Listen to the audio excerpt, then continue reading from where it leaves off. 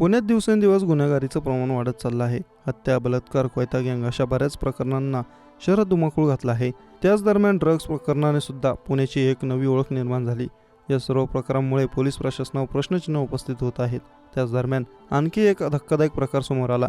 दिवसाढवळ्या एका बिल्डरने एका शेतकऱ्याला बंदूक दाखवून धमकी देण्याचा प्रयत्न केला. हा सर्व प्रकार त्या बिल्डरच्या ऑफिसमध्ये घडला असून त्याचा व्हिडिओ देखील व्हायरल झाला. शहरातील विश्रांतवाडीतील हा धक्कादायक प्रकार आहे. प्रभाकर मोरे असं आरोपी बिल्डरचं नाव आहे. प्रकरण नेमकं असं आहे की रांजणगाव येथील एका शेतकऱ्याची जमीन प्रभाकर भोसले यांनी विकत घेतली होती. घरासाठी पैसे देतो म्हणून भोसलेंनी शेतकऱ्याला अर्धीच रक्कम दिली. नंतर पैसे दिलेच नाहीत.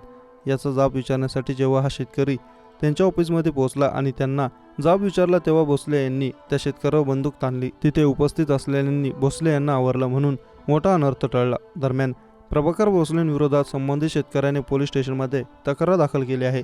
या घटनेचा व्हिडिओ देखील व्हायरल होत आहे.